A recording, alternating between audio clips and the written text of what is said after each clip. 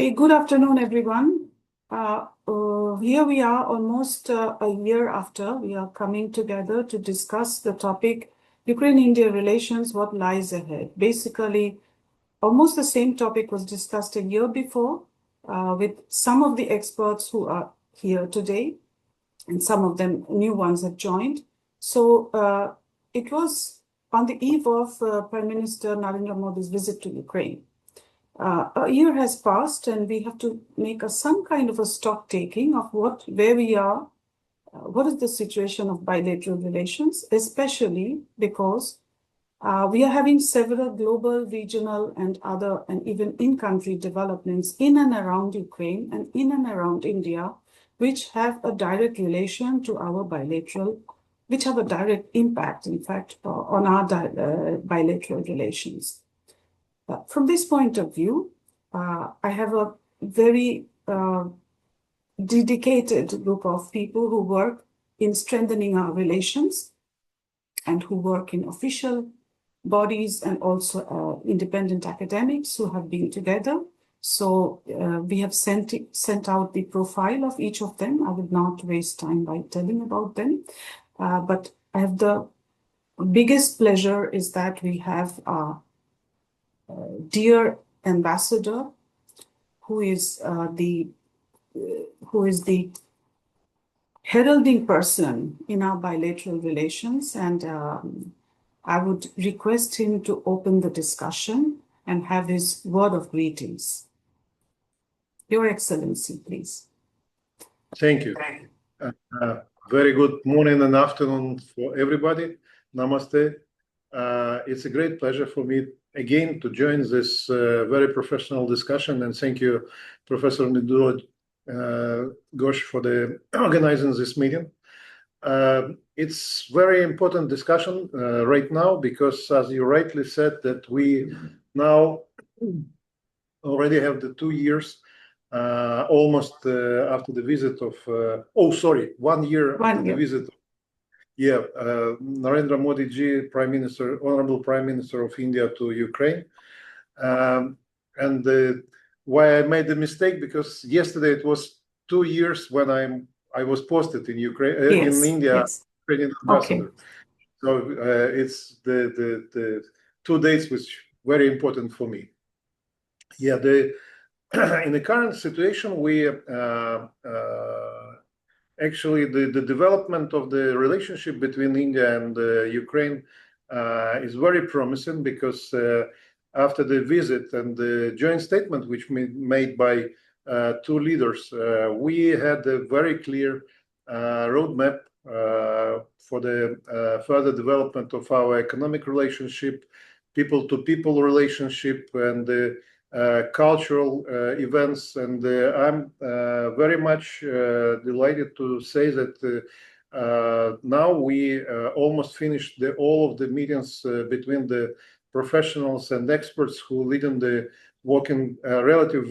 relative working groups, and we are almost ready to conduct the intergovernmental meeting, which we actually expected to have in a fourth quarter of this year. I hope it's my personal expectations that this meeting will be as well combined with the official visit of the President of Ukraine to India, which actually will be the great opportunity for the both sides, to indicate and to highlight what we can do together on a way which actually been agreed. We are talking about strategic partnership, which been announced by 2 leaders, and we will have the clear plan how to achieve this very ambitious plan. Of course, Ukraine now, despite of the war, making a lot of progress in a different sphere. We have the increasing trade, especially in the agriculture sector.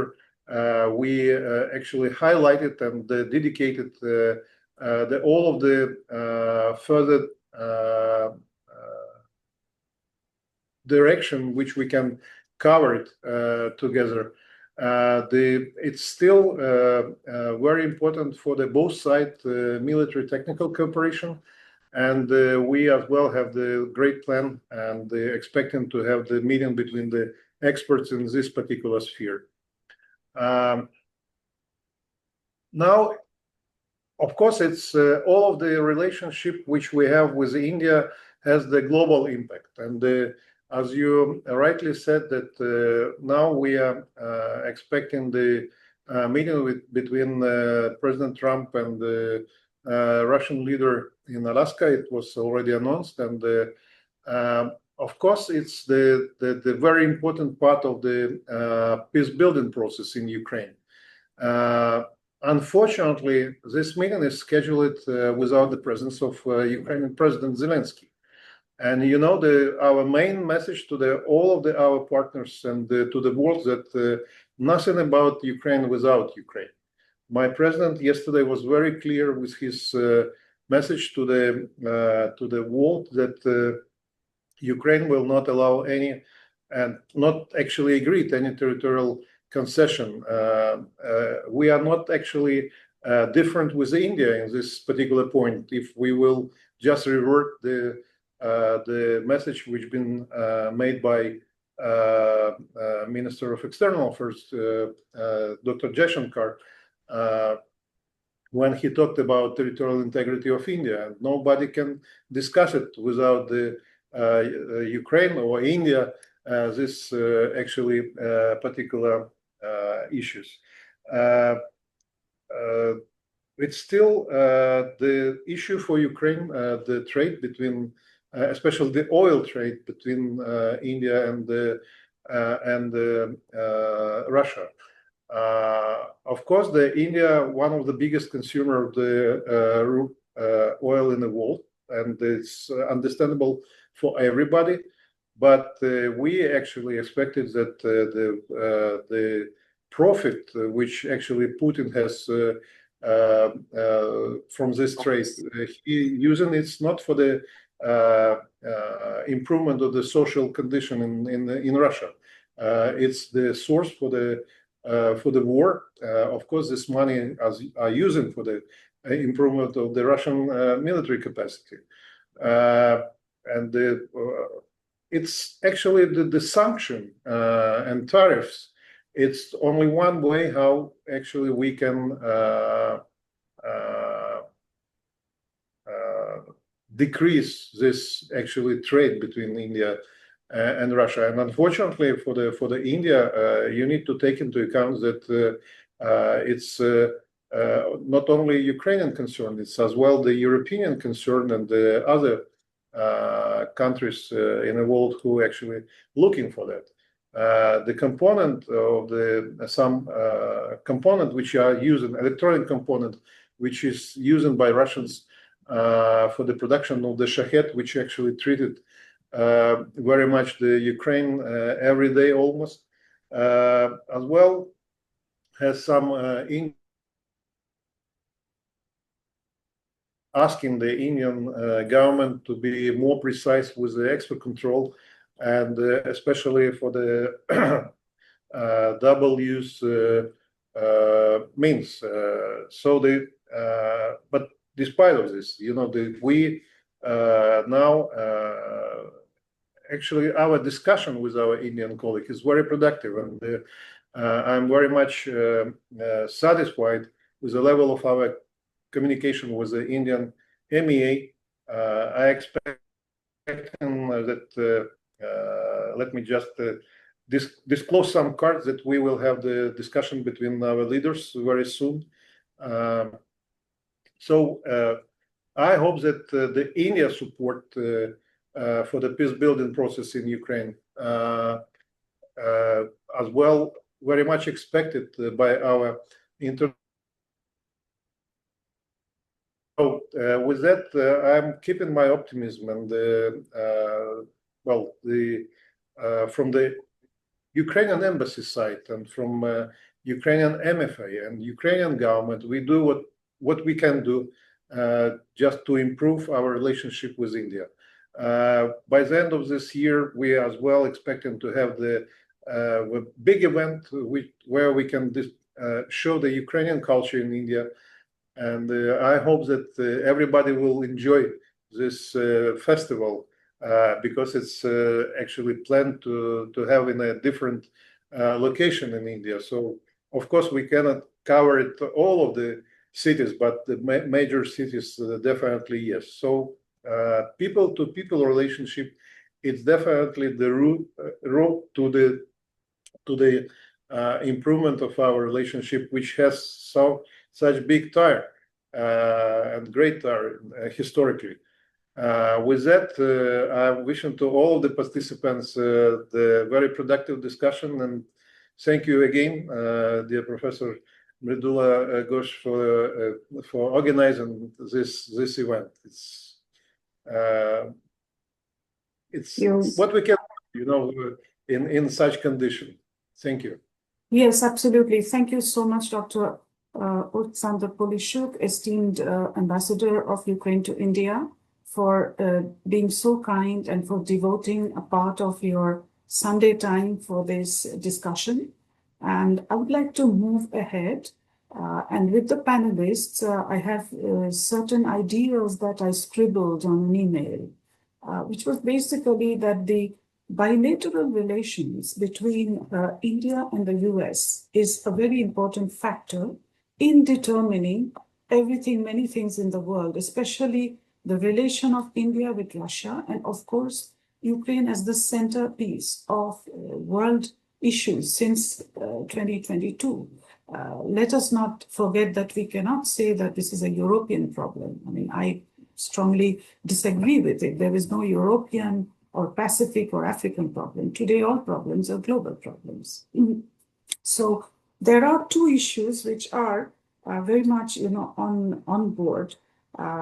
But I would like to extend a little bit more and ask Mr. Volodymyr Pritula from the same camp, that is the embassy team, working under your able guidance, to speak about how does he see that people-to-people relationship, public diplomacy, Ukraine's very nascent, which Ukraine has started late, it didn't pay so much attention to public diplomacy, how that can somehow balance, if anything is not so much, it's more difficult in the general areas. So can I ask Mr. Volodymyr Pritula to explain in a few words? And then we will talk to Professor Anirban Banerjee, who has agreed to make a presentation for us. Please. Hello, namaste. My name is Volodymyr Pritula, Second Secretary of the Embassy of Ukraine. Dr. Ghosh, thank you so much for this invitation. Ambassador, esteemed speakers, and also friends. I'm very happy to see all of the familiar faces.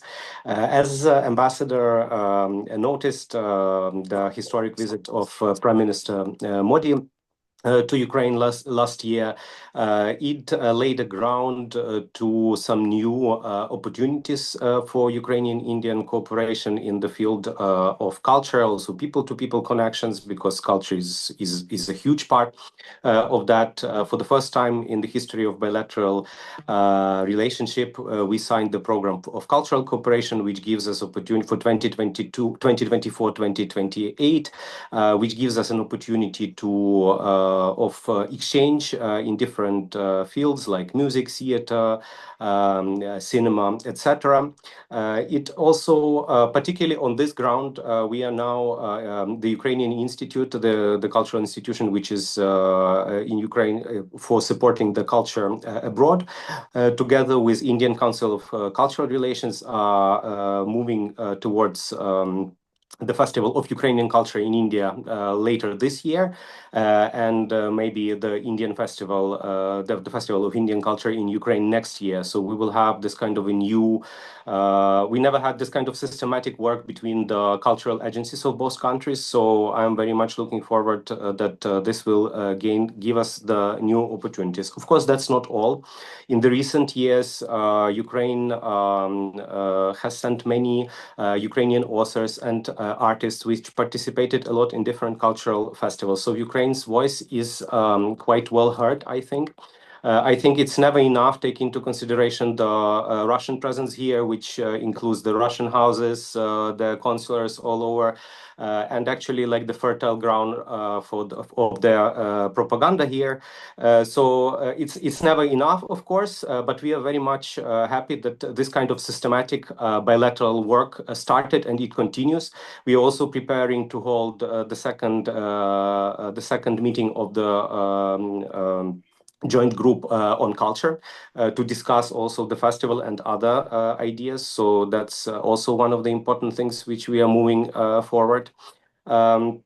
Also, I would really like to express my gratitude to Indian media, which throughout from the beginning of Russian aggression was always keeping Ukraine in loop. This is very important. Of course, there was a period when Hamas attacked Israel in October 2023. We had a time when Ukraine was not that much on the newspapers here and news. But I think that starting from the visit of Prime Minister Modi to Ukraine, when 14 journalists from India went to cover the visit of Prime Minister, was very important. I'm happy that Rudronil Ghosh is also here, and he also went. I would also, there are also some press tours which are happening and will happen in the nearest future for the Indian journalists, so they can visit Ukraine and they can see how Ukraine is, what is the situation directly from the ground. They can see also the consequences of Russian aggression. I think this is very important, and this is what we are working and will be working to make such visits more and more. Also, I would like to mention that an important tool which we are now working with is yoga. Yoga and traditional Indian practices which can be used for the rehabilitation of those affected by war in Ukraine. Recently, with the support of the embassy and also Ukrainian volunteers, the Yoga Institute has sent a yoga teacher for 10 days to Mykolaiv, the city which is heavily bombarded by Russia on everyday basis. And for 10 days, he was staying there and conducted a number of master classes on yoga, and it was very well received. So now we are looking on the possibility how to make it more systematic. We want to work with the Ministry of Ayush also on this to make it more systematic, because this is exactly what is needed for Ukrainian people for the purposes of their not only physical but psychological, which is even more important, mental health. It is important to note that the number of Ukrainian authors who are coming to India is growing also from year to year. We had big names like Andrei Kurkov, Yulia Musakovska, Vera Yakimchuk, Irena Karpa, and many others visiting India and also spreading a word of truth. We are very lucky that for example, with the Dibrugarh University Literature Festival, we, from the very beginning, from the first one and second one, we were participating, and now we are working that the third year in a row, we will be also represented there in a very interesting way. You will get to know about it a bit later. So all of this work is on building better understanding between our nations. Now coming to education field, it is important that we build up the interinstitutional collaboration between the Indian universities and Ukrainian universities. We are working also with Dr. Ghosh, the Kyiv-Mohyla Academy. I hope that maybe we will be able to do some exchange with the Kyiv-Mohyla Academy and here the Indian universities. Also, I would like to note that for the first time this year, we conducted a summer internship for 5 students from OP Jindal Global University. So this was 1.5 months course for them, which we really appreciate. And I also want to thank Dr. Ghosh for conducting a course of 4 lectures for them in addition. So our interns will get not just one certificate for being the member of internship program in the embassy, but also with the East European Development Institute within the project of Open Dialogues, they will receive also 1 more certificate. Additionally, also with Dr. Ghosh, we conduct for the 2nd year in a row the essay competition for Indian children about Ukraine. This year in February, we very nicely congratulated those 15 winners which won in different categories. This is all school children from 8 to 14 years old. They were sending their works on different topics, and now, as to my knowledge, Dr. Ghosh already received the new batch of the essays, and the work continues to finalize the winners. I would also like to mention that in a way of people-to-people connections, it's also very important to that we have Indian diaspora in Ukraine and Ukrainian community here in India. So, for example, today I speak to you from our member of community, Oля Servatko's home, and we are now actually recording the vlog on Ukrainian culture dedicated to Independence Day of Ukraine. So it will be aired on Independence Day of Ukraine. Yeah, so I'm doing this and that at the same time. Sorry for this. Okay. And also, I would like to express our sincere gratitude to Indian community in Ukraine. There were in recent times there were also some media coverage on that in Ukrainian media and United 24. Those who stayed back. And those who continue to work, like Dr. Ghosh, we have Narendra Parashar with his fantastic prosthetics, which help Ukrainians, those who are affected by war, amputees, to get back on foot. So this is also very important, and many others. I would also from the young names, I really like Anurag Krishna, who stayed back, a medical student. He just finished the MBBS in Vinnytsia University, and he decided to stay back, and also is very helpful in our fight for freedom. I would also like to mention that we are now preparing a very interesting project on bandura, Ukrainian traditional instrument. So I hope in some time you'll be able to hear it here in India, and not only as one piece, but a little bit more. So it's just a curtain raiser. There will be more details. We will share them. So these are the most important. Of course, also the community, the work between the think tanks. I really would like to express my gratitude for example, for Dr. Swasti Rao, who is visiting Ukraine quite oftenly. It's important that we continue dialogue on the intellectual and academic level. This year, also the Ukrainian think tank, Ukrainian Prism, and ICWA, Indian Council for World Affairs, under the Ministry of External Affairs, they also signed the memorandum of understanding, which will make their work more systematic, and they will meet on annual basis, and they can work together on research. So that's that are the things, of course, and I want to mention, which is very important, and I think for Ukraine here in India, the visits of Dr. Taras Filenko, Ukrainian pianist and ethnomusicologist, because with him we conduct a very important work in the context of the colonization of our history, the 100 years of Russian oppression and just stealing our Ukrainian names.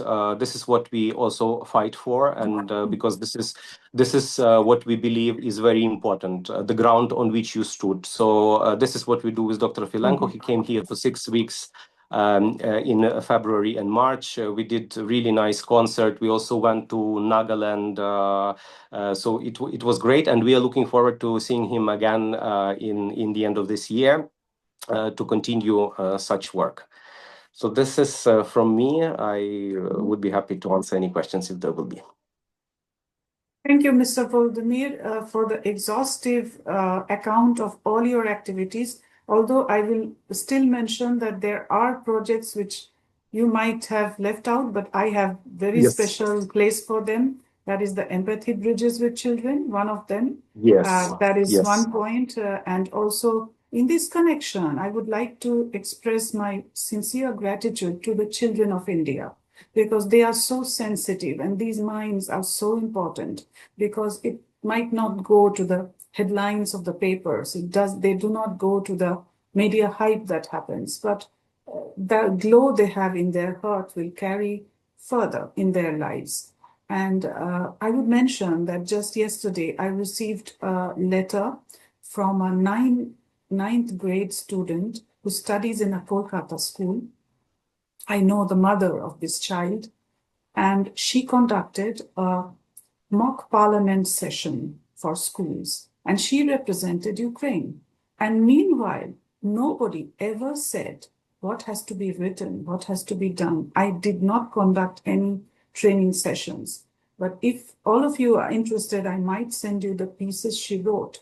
And I dare say that they are from the master's level people, because I do deal with students and I can evaluate that this little child from the ninth grade has great potential. And the way she logically structured what should be Ukraine's position, what should Ukraine do, what are the problems, fantastic. I mean, I was almost driven to tears because as we have such people, I think on those, the Ukraine-India friendship will rest and carry on. Thank you so much. Now we will turn our attention to the more academic and systematized view of our friendship. And I would like to introduce to you Professor Anirban Banerjee, who is one of the doyens in sociology, his father being the who established the sociological departments in Calcutta University. And also every year there is a lecture in his name that is conducted. And befitting as his son, he also established the sociology department in Burdwan University, one of the very important places, little bit away from Kolkata, some 200 kilometers or even less. And he has been the head of the department, and now he's the professor, full professor of that department. And he takes active interest in spite of his, this is a non-academic interest, but being an academician, he has a very important approach. And I would request Professor Anirban Banerjee has even prepared a presentation. So I would share the screen for multiple, and so you can show your presentation and have your word. Please, the floor is yours. Actually, then I will discuss the relation between India and the Ukraine war.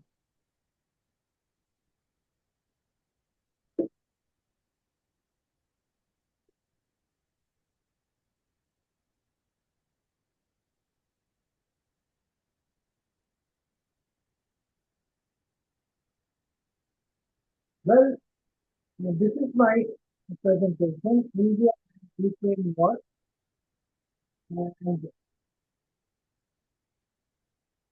but my main objective is to discuss India's role in the Ukraine war. Since Russia invaded Ukraine in 2022, February 2022, India has been scrutinized. India's attitude India has been scrutinized. And India has been criticized in international forums for abstaining from UN resolutions to condemning Russia's attack on Ukraine, buying Russian oil and supporting killing of Ukrainians, supplying components for Russian weapons intended to attack Ukraine. Well, I intend to examine this critics and point out India's role in Ukraine.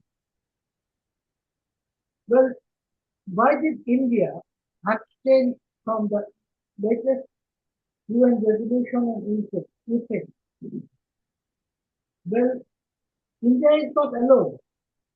65 countries abstained from the latest UN General Assembly resolution calling for de-escalation of the war in February 25, 2020. Well, who brought the resolution? Who tabled the resolution? It was the United States. But USA is a warmonger.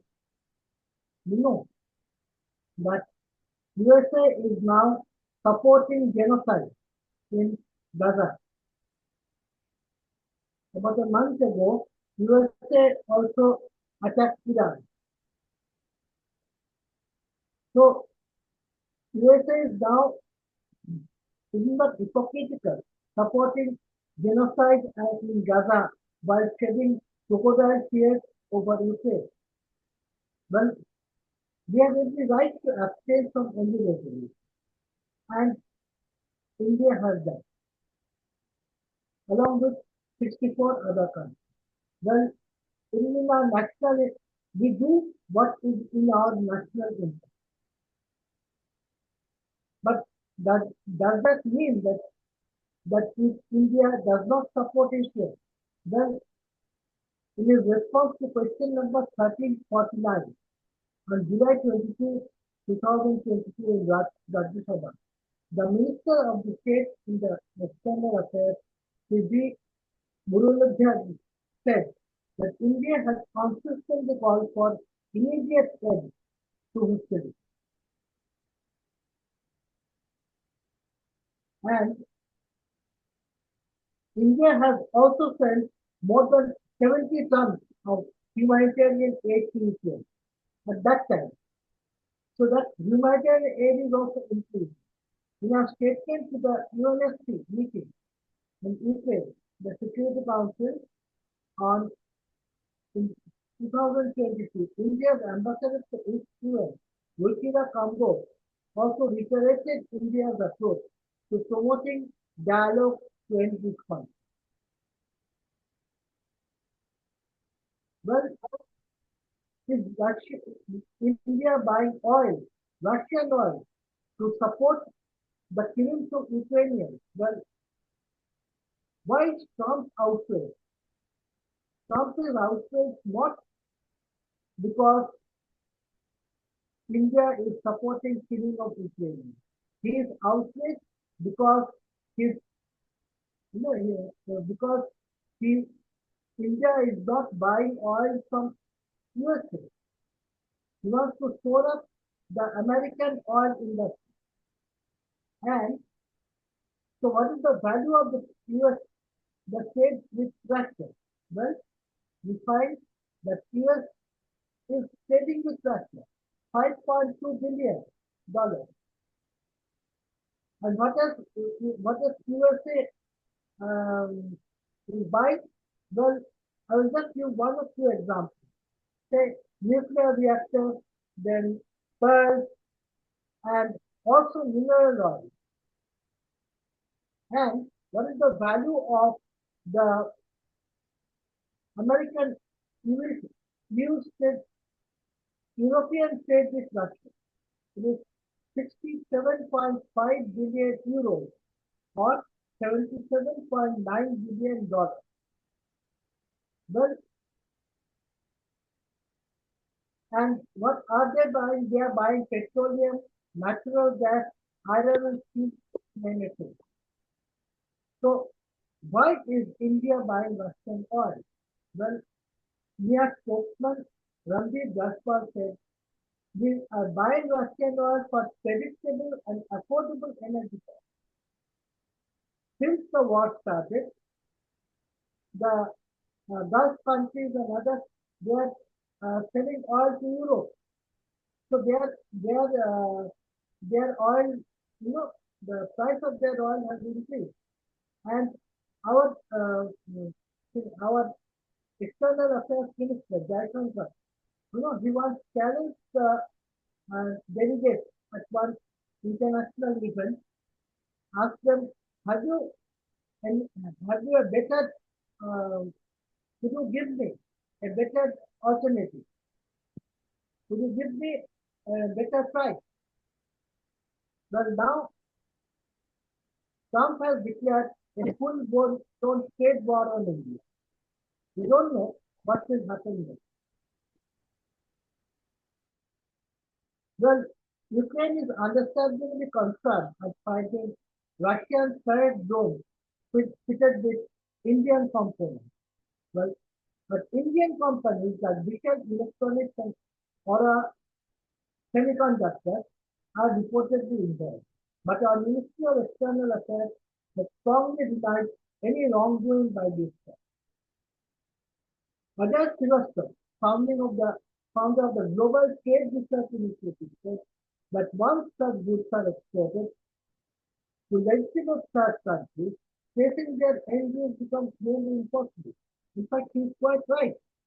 It's quite possible that these products were diverted from the original country where they are supposed to go and sent to Iran and Russia.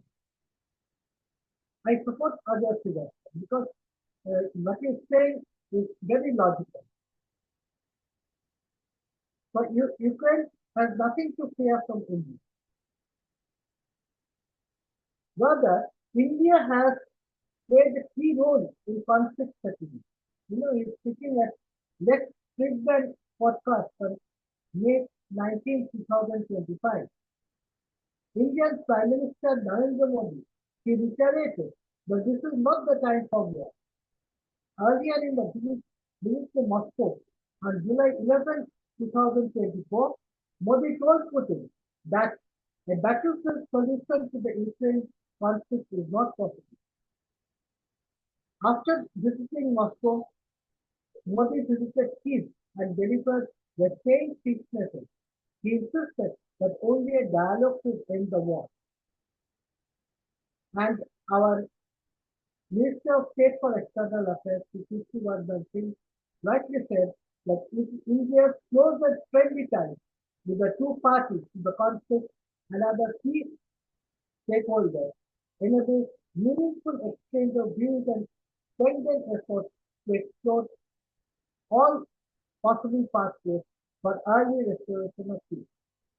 So by visiting leaders of both the warring nations, Modi was trying to impress upon them to substitute the battlefield solution with constructive dialogue.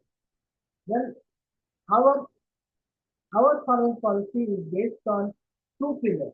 One is, this punch shield, and the other is non-alignment. We on one hand believe that we should not go to war, we should opt for peaceful settlement of disputes. We should be mutually respect each other. We should have mutual non-aggression agreements. And on the other hand, we should not join any power bloc. This is what India has done. Trump asked India to take sides. But why should we take sides? What benefit will it confer to us if we take a side? So how far did we stop the Russia and Ukraine succeed? Well, what is Russia's stance for peace? Well, Russia told Ukraine that they would agree to peace if peace agreed to give up large sums of Ukraine. Peace must also limit its harm. Well, he has rightly decided not to agree to peace them. Zelensky's peace plan is more logical and rational. He says that there are 10 points. I will just read it out. Sovereign control of nuclear power, food security, energy security, release of prisoners and deported persons, restoration of Ukraine's territorial integrity, withdrawal of Russian troops and cessation of hostilities, restoration of justice, accountability for all war crimes, ecological security, preventing escalation and repetition of aggression, confirmation of end of war, restoring Ukraine's sovereignty. Well, I think these are very just remarks, and everyone should agree on it. Well, Modi had tried to promote peace between these two warring nations. But Russia has adopted a conqueror's mind and dictated that he should accept that his territories are part of Russia. To complicate matters, Trump has also insisted that Zelensky accept the Russian conquest of Ukraine. Accepting Russia's terms or US's terms will be suicidal for Ukraine. So there can be no peace for Ukraine.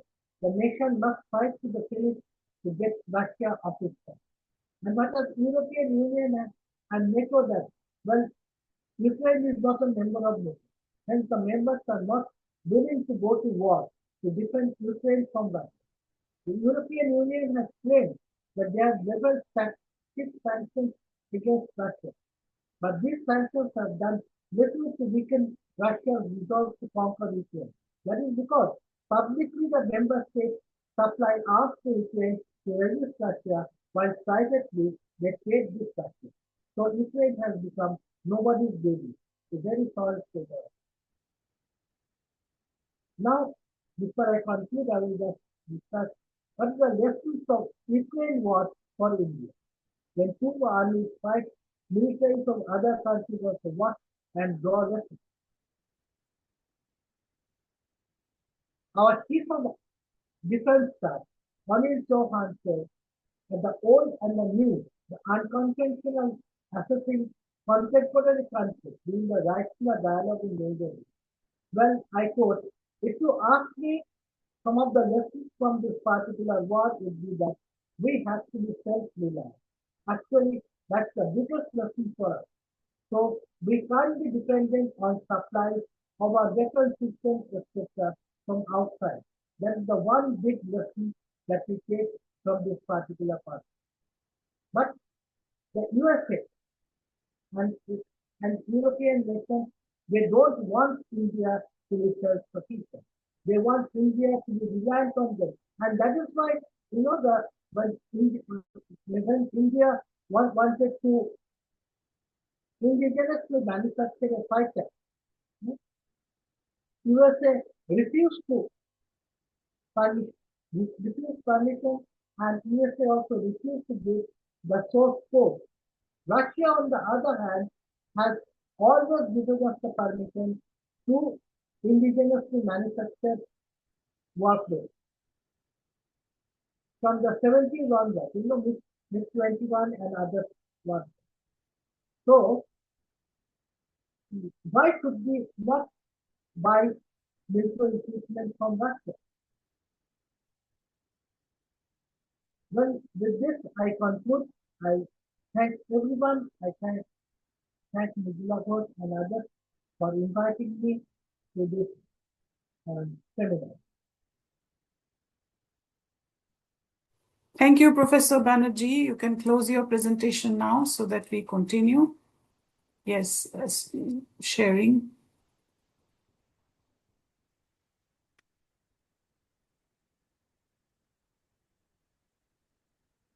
Yeah, can you thank you. Thank you for closing it. And it was a overall impression of what it means and what are the views you have correctly pointed out.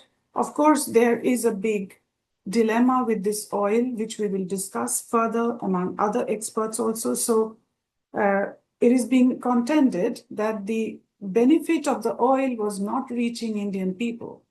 It was going to private companies. So therefore, the rationale of buying the oil is questioned. It is not about Trump. It is not about, even the oil was coming from Russia, but the benefit was not the market. We did not get our fuel prices lowered. That is what is a very important question for us to ask. And I found a lot of people are already speaking about it, that the oil purchase was not benefiting. So it was not providing the energy security of India. It was maybe contributing to the global market. Yeah, so that prices don't rise. That might be the rationale.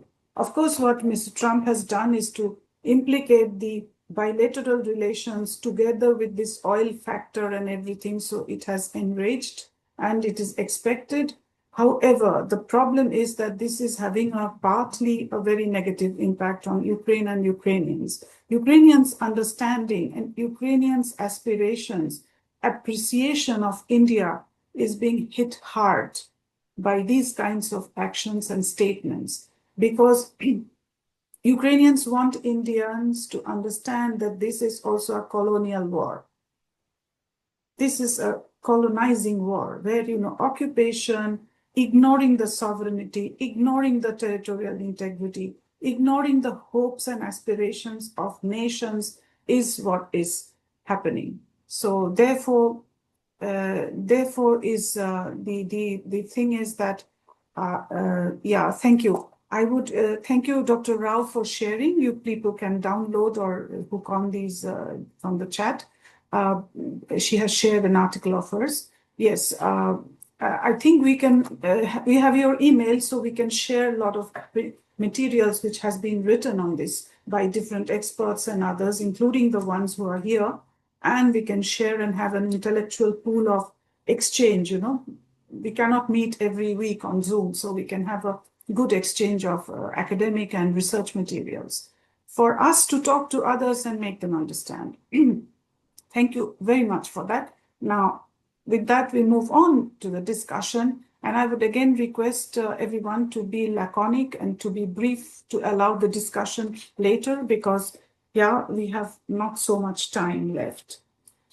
I would like to invite Dr. Olena Bordilovska, who's head of the department of a very special department on specific new challenges of the National Institute for Strategic Studies. She's one of the Indologists specializing on India for many years, and she has a special place in her heart about India and of course the India-Ukraine relations. I would like to ask you a question, that is, this India-Russia bonhomie, this India-Russia kind of thing happening, lots of, Ajit Doval visiting Moscow, then, statements from Mr. Modi, telephoning Putin immediately telephoning after talking to Trump, telephoning 6 different leaders of the world, trying to prepare a ground that the whole global south is with him, etc. All these changing pictures. What do you think is India-Russia relations? Will it get that much strengthened that it will enter the axis China, India, Russia, or it will not be like that? What is your opinion? And how will the India-Ukraine relations be further, what trajectory should we take from the analytical perspective? If you may just share your thoughts. Thank you so much. Your Excellency and dear guests and colleagues, I would like to thank, first of all, my dear friend and colleague, Dr. Mridula, for inviting me. I hope you can hear me. Right? That's good. And as the time is limited, I would like to share some of my consideration as a foreign policy expert, but also as a Ukrainian citizen, of course. And I'm very thankful for Professor Banerjee's presentation, because it is very clear from this presentation as well that India follows to conduct her own policy, foreign policy, which we know after the term coined strategic autonomy. And we know that Prime Minister Narendra Modi actually he has elevated India's balancing policy while continuing with this neutrality and non-alignment, but from the other side, making India as a very important global, not regional, but global actor, a shaper for the international relations. And that we just have to admit, right? So we have this balancing policy, which I would say not an easy game, sometimes even dangerous game, and it requires a lot of tools, which India definitely has. And if we will speak about the nation who can follow this balancing policy, it's exactly India. And that's why the question put by Dr. Mridul is very relevant. What should be with these formats with another partners like Russia. But before I will answer this question, I would like to notice that, yes, it is the time when India is performing her balancing policy and strategic autonomy conduct. But at the same time, we can see that it is still a time of real politics, when no one has friends or enemies forever. And that's why maybe your foreign minister, Indian foreign minister, Dr. Jaishankar, coined another term, frenemies, because the enemy of yesterday could be a friend of tomorrow and just opposite. And that's why my question is, which is right now is only for consideration, let's say, if we can witness what US or let's say President Trump did with India, strategic partner, very good friend, and a very special partner in the India Pacific. Could you think can happen with another trusted partner, which is Russia? Can you trust Russia as you trusted maybe United States, or maybe not? And if you can see different examples from post-Soviet space, and not only, we know how Russia can betray her friends and partners, and how it can change the situation regionally and globally. Just let's see at the last development between Armenia and Azerbaijan and peace deal, which we can see announced actually in White House, not in Kremlin, because Russia betrayed one by one her partners, first Armenia and then Azerbaijan. You may also follow the cases of Syria, Iran, whatever. I mean that it's huge topic for consideration. Can Russia be trusted partner, as it is normally believed in India? It's very famous and very well-known statement that Russia is the trusted and good friend of India. Now let's come to Ukraine in this combination. Recently, I can see the article in the Indian Express about India and Trump, and there was one statement: the United States president does not care about Russian oil or Ukraine. What he is upset about is India standing for herself, and it looks like it is at least part true. Because yes, Trump is actually caring about the end of the war in Ukraine because of himself, and everyone knows that he very much wanted a Nobel Peace Prize, and that's why actually he's very upset with India, and is very happy with Pakistan, which is another case, but everyone knows about it. But what happened in Ukraine after his statements and after his announcement about tariffs and the penalty for India? I would say that many people in Ukraine have been misguided by this statement. Why?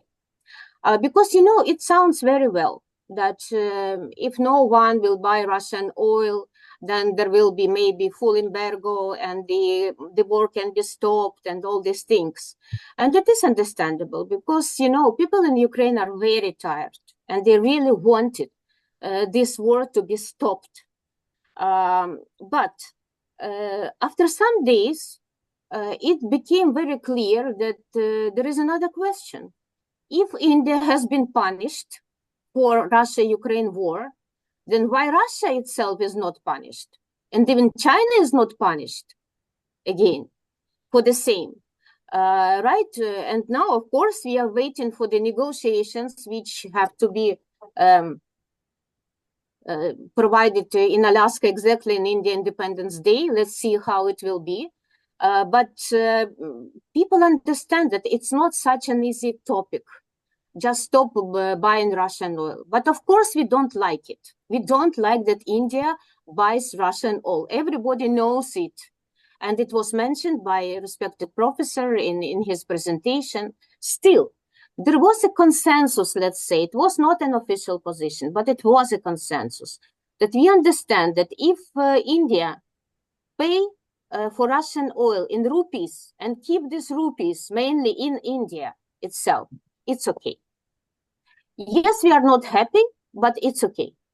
And of course, we prefer, as was said by esteemed Minister of Oil and Gas of India, Mr. Puri, Hardeep Singh Puri, very famous Indian politician and diplomat, when he promised that India can change this purchasing of oil and can buy oil from Guyana, from Saudi Arabia, whatever, and even he started to buy this oil from United States later, then it is okay. But it's not only the issue. And it's a very sensitive issue for our relationship as well. I mean, for Ukraine and India. Yes, Ukraine is not too much happy with these all facts. And you should understand why. Because as you said, it is a business, right? You have to provide this consuming of Russian oils and other products because of your national interest, which you are stating for. And it was very clear statement by Narendra Modi recently after this punishment provided by President Trump. But what I believe, people who are doing business, they believe in business exactly, means in money. People who are doing war, who are struggling for the independence, for their own country. So they are caring for justice more, not for money. And that is the huge difference. And please try to understand why it is so sensitive. We are in the war for the 4th year. This is, as Dr. Mridula said, our post-colonial war. This is the war for our everything, for our nation, for our lives. And we pay for this war, not money, but our own lives of our children as well. I'm not talking about even about the territories, not now. So the most costly price is paid by Ukrainians itself. While for India is mostly for business, geopolitics, and everything. It is just reality. We can't, blame each other, and we should not demand from each other something. We are not in position of teaching India, never. Because we know that really guru of strategic autonomy is India. And I'm pretty sure that India will manage the situation with United States. Because United States needs India. Not only India needs United States. For many reasons, we will not discuss it. We don't have time. But what we have to do by avoiding these demands and blaming and everything, we have to explain our position to each other. What we exactly are doing right now and what is our embassy is doing. And we have a lot of statements from the Minister of Foreign Affairs of Ukraine, why it is important, what for we are fighting. So we can't demand you to stop business with Russia. But at the same time, India can't demand Ukraine just go to negotiation, to sit and to have a peace deal at any condition. Conditions matter. That is also my point. And how it will be in the nearest future, right now it's very difficult to say. And coming back, just to finalize my speech, to Dr. Mridula's question, it is a huge concern in Ukraine now. What if India right now has reached a cross? And what if India will turn into the favor of all the troika, which is Russia, India, China, a very much wanted format by Russian Federation, and Minister Lavrov said openly about it in June, no, maybe in May this year, 2025. And we know that China also will welcome this format. So what happened if India will be in favor of restoring this project? As I know previously, it has been understood as just the club for discussion, the platform for discussion, nothing else. But what if India became more anti-West after decades to be closely involved in a good relationship with Western partners and being a good partner of United States in Indo-Pacific? What if it will happen? And then my question, I don't have an answer for it. Maybe my Indian colleague will mention it. what will be with the India-European Union relationship as well? Because we know that Europe already gave a warning for India that they will stop buying Indian oil products which made from Russian oil. I don't know how it is possible exactly. I mean, technically, how to divide where is Russian oil, where is not. But there was a warning. And in that case, what will be with the negotiation on FTA, free trade agreement between European Union and India, which is very important, as I know, for both partners and maybe for India, first of all. And we know that European Union is a good partner of Ukraine, not Russia, in this conflict. So how all this combination will develop? Now, again, it depends on India's strategic autonomy. And I only believe that it really can manage and can find some very good solution, which will be also, of course, it will be first of all in favor of India. This is understandable, we don't discuss it. But how it could be also in favor of Ukraine? That is my question. Thank you so much. Thank you very much for this very important intervention and this reflection on the India-Russia and India-Ukraine relationship. I would like to definitely now go on to another area, which is something that prepares the minds of the people. That is, one way is that politicians and decision makers, analysts speaking in closed doors and discussing things and writing papers and making decisions. But the other way is to go to the media, to the people, what the media is transmitting to the people. And that is how the popular opinion is shaped. And a lot of this justification for certain policy issues are found or channeled through the media. So the media is preparing sometimes the ground, or sometimes even media reflects, in ideal circumstances, media reflects the real objective opinion. In not so ideal circumstances, media will be sort of like, either kowtowing the administration line, or will kowtow some kind of there is a kind of something which will be promoted, a specific idea, specific narratives, which will be promoted to see that how the society gets it. Sometimes it is the realization and it is the field work of experienced journalists who observe and who make certain strategic conclusions, and they openly write about it, and which is one of the things that in any democracy we do. So I would request now we have among ourselves Ms. Rudronil Ghosh, who's a senior assistant editor of the Times of India. I would request Mr. Ghosh, can you please elaborate what is happening, what is the happening in the kitchen? If you can expose a little bit of what is happening in the kitchen, because we see the product, mainly people see the product, and people who do not go to the kitchen, what happens? What is your perception? Or you may not go to the kitchen, there is no compulsion. Right. Do not open the cards, but you may if you want. And in fact, to look at the mediascape of India and make certain statements on the Ukraine-India, India-Russia, India-US, all these three positions. If you may. Thank you. Right. Thank you. Thank you so much, Dr. Ghosh.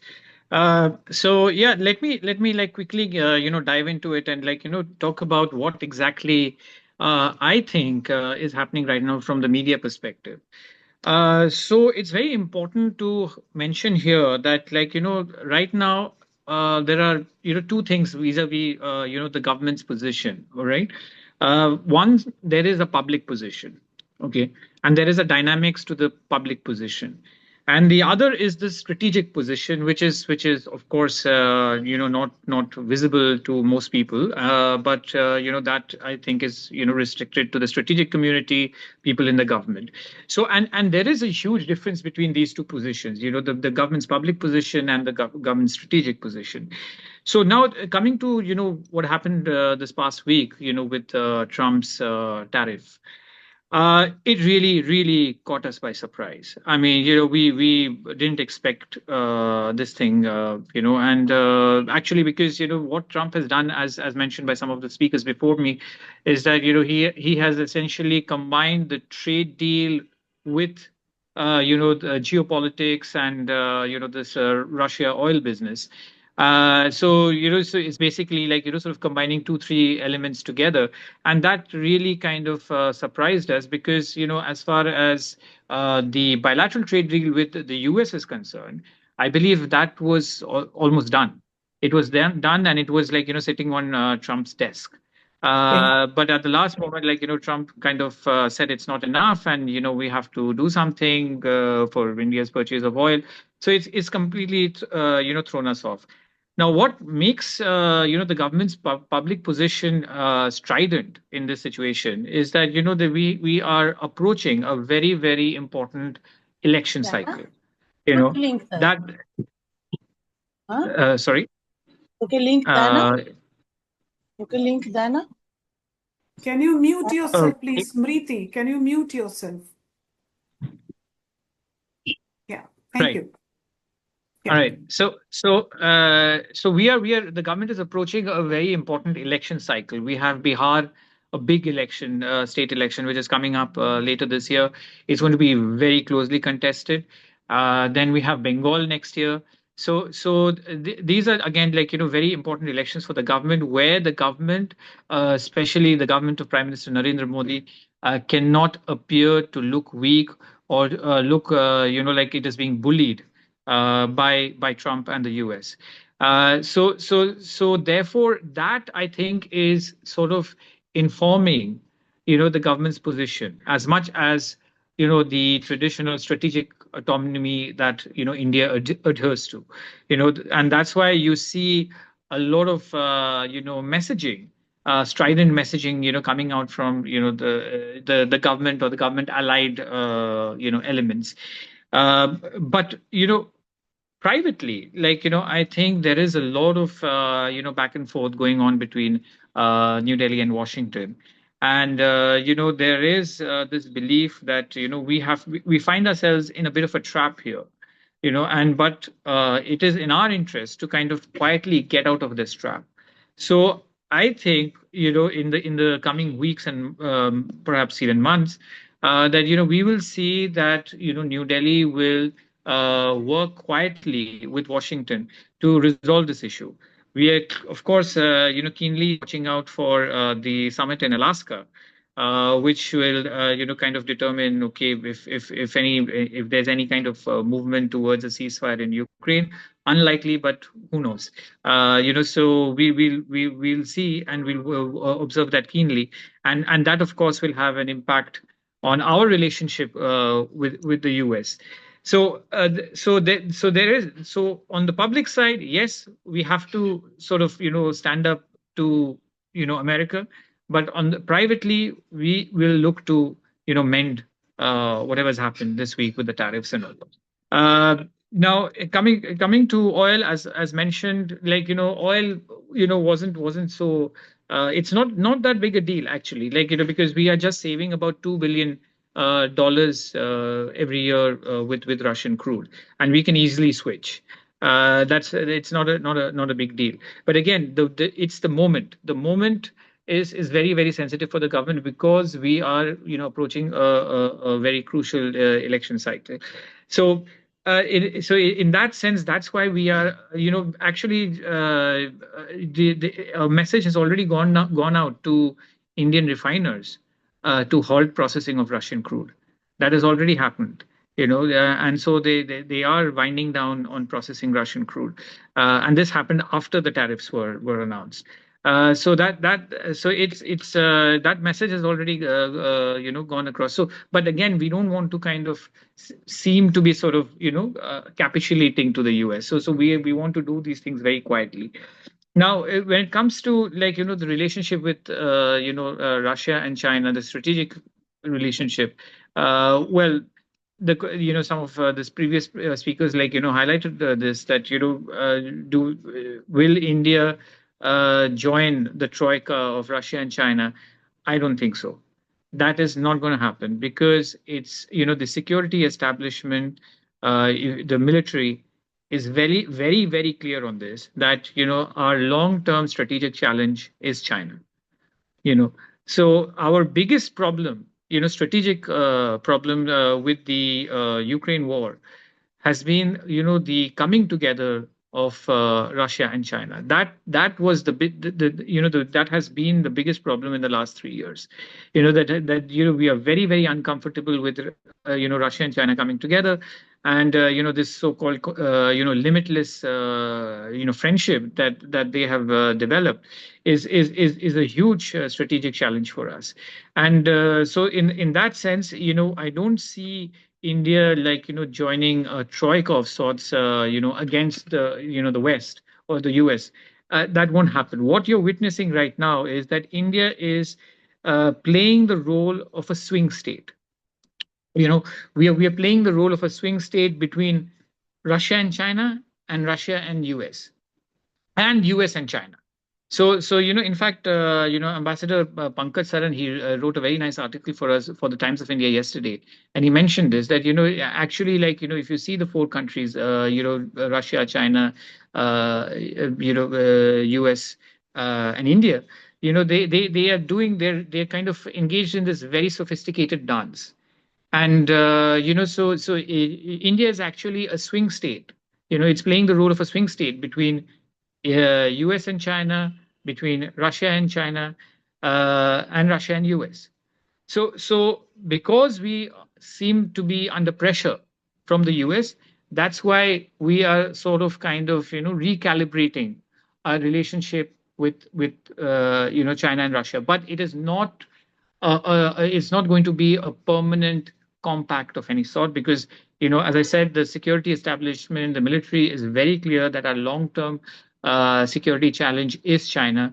We saw that with Operation Sindoor, the kind of support that the Chinese provided Pakistan, and it was mentioned by the military brass that China was providing live inputs during the 3 days of the conflict to Pakistan. So that is very clear that we see China as a big challenge. However, that does not preclude us sort of using the relationship with China and Russia to hedge against the US. So that's exactly what we're doing right now. Now, overall, if you ask me, that the Indian position vis-a-vis Russia, I believe that Anthony Blinken, the previous Secretary of State of the US, he was absolutely right that India is on the slow path to decoupling from Russia, because if you look at India's growing economic profile, global engagements, our future in terms of trade, in terms of scientific collaboration, in terms of even defense, it lies with the West. Yes, again, we will play this Russia and China card when it suits us, to hedge. But overall, if you look at the a decadal or a couple of decades, the trend is that we are slowly going to move towards the West, but we want to do it on our terms. We don't want to be pressured or seen to be being bullied by the Americans into a position. That is never going to happen, because that is where our strategic autonomy comes in. Now, vis-a-vis Ukraine, now the thing with Ukraine is that yes, since the full-scale invasion began in 2022, there has been a marked improvement in understanding between India and Ukraine. A lot of exchanges have taken place. Ukraine has achieved subjecthood in India. Now Ukraine is a subject in India. Before that, I mean, people knew very little about Ukraine. But still, I think right now there is a gap. There is a gap in understanding, both at the level of the public, ordinary public, as well as the academic circles, intellectual circles. There is a gap. A lot is still unknown about Ukraine in India, and that is where the people to people connections need to be built up. And in this gap, in this void, of course, Russian propaganda is working. And the biggest challenge that, I have seen is, that the Russian propaganda essentially kind of rides on the coattails of, the Soviet Union. So that is that, and it's very clear, people in India continue to associate Russia with the Soviet Union when actually, the Soviet Union and Russia of today have nothing in common. It's very different. But people, when they think of Russia, they think of Soviet Union. So that's the biggest challenge. And interestingly, when in the beginning of the full-scale invasion on social media, there was one particular meme which was kind of doing the rounds. It was like a pro-Russia meme, and it had a video from the popular TV series Game of Thrones, and it showed how. I'm just kind of simplifying what this meme is. So it showed how the Soviets came to the rescue of India in 1971, but instead of calling it Soviet, they said how Russia came to the rescue of India in 1971, and it stood up to the US. So again, so there is a conflation, a continued conflation of Soviet Union and Russia. Now, interestingly, in the last week, when Trump's tariffs happened, and the Modi and Putin spoke, and that meme is again doing the rounds. That meme is again doing the rounds on social media. So it's the same trope, that conflation of Russia with the Soviet Union, right? Now the thing is that this confronting this Russian narrative is very, very important, and here I think there are certain things we need to keep in mind when we are confronting this Russian narrative. Number one is that the younger generation, they neither know much about Ukraine nor they know much about the Soviet Union. All right. However, they are being guided by social media and certain I would say right-wing ideologies. This is my observation. So there is in fact a cult of Putin in India. We have to accept this. There is a cult of Putin, and he's seen as this very strong leader, and someone who has a very strong position on terrorism, for example. And in fact, you see this in Indian social media, chats, which is it's frequently mentioned that how Putin dealt with terrorism in Chechnya. It comes up again and again. So there is this kind of right wing ideological bias, which is working to kind of propel this cult of Putin.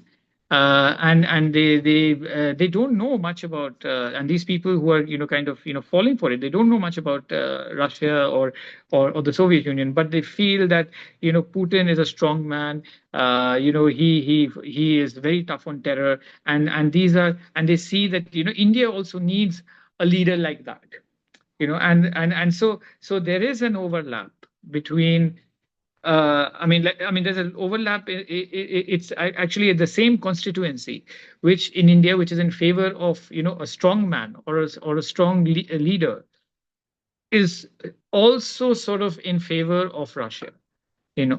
So this is something that we need to kind of confront. And how do we confront it? I think facts. We confront this with facts, because I was just yesterday.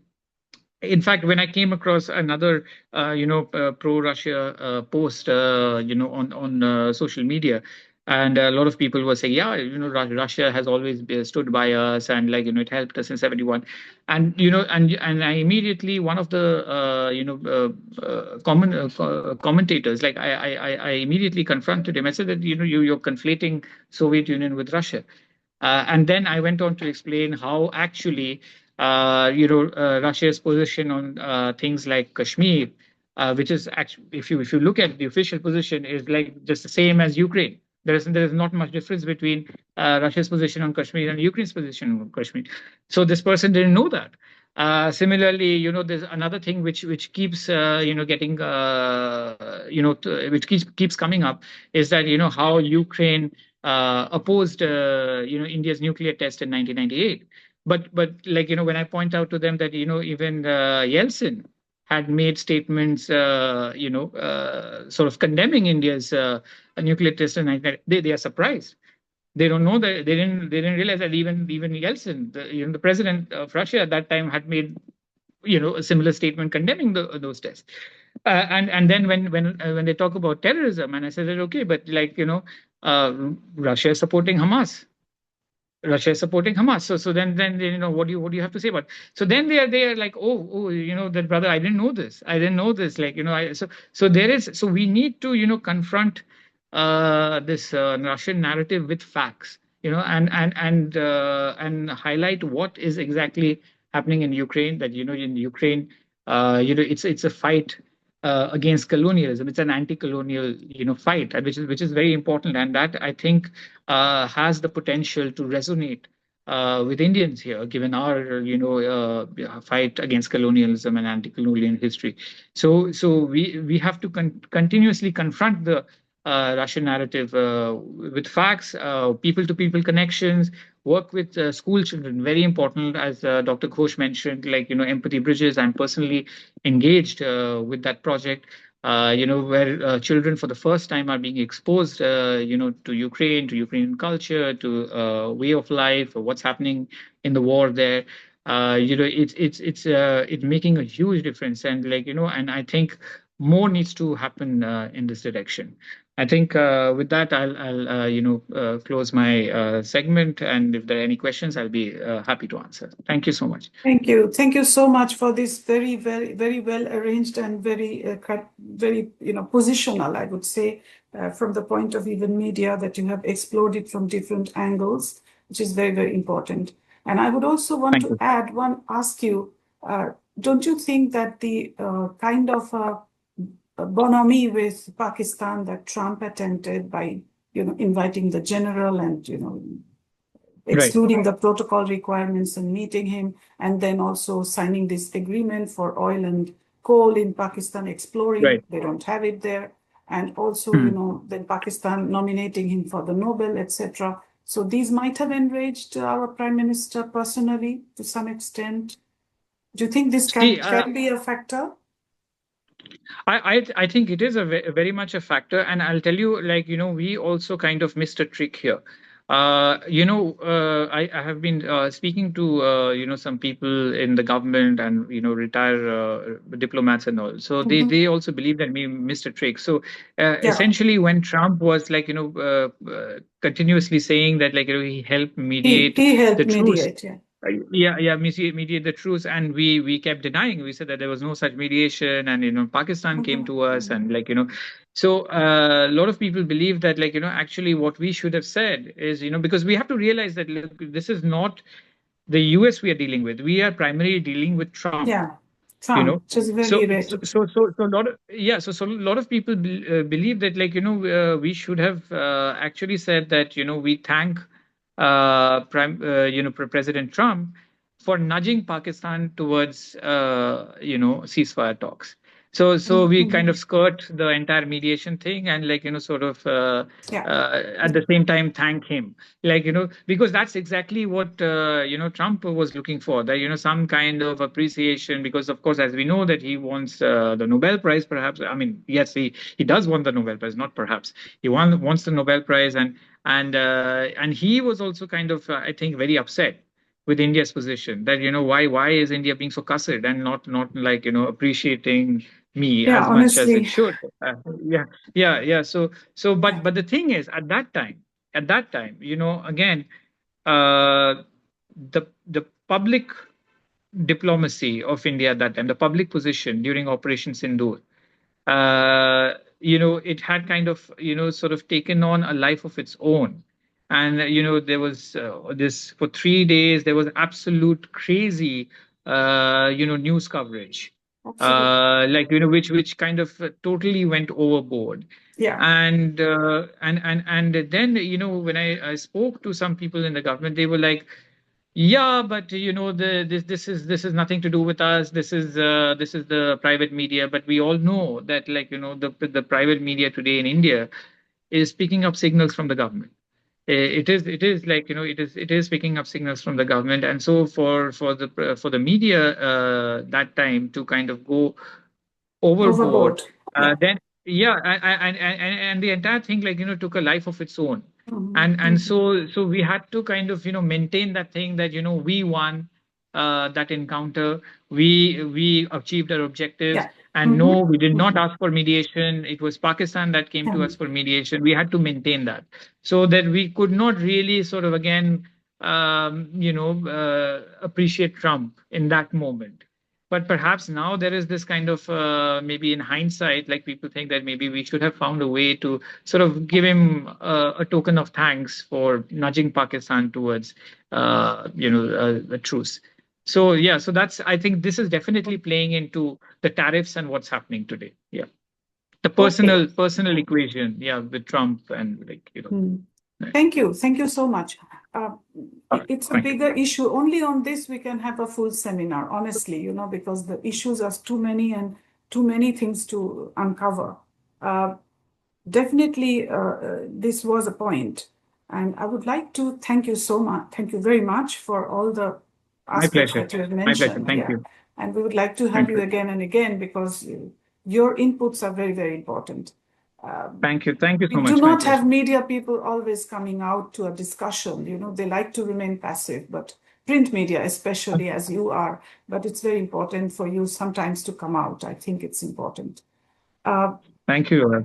Thank you so Yeah, much. I would like to ask Dr. Swasti Rao, is one of the stellar participants for our, to get her is really a very big asset, because she is having a lot of experience in different parts of the globe, but she has taken active interest in Ukraine, at least since the war, maybe even before.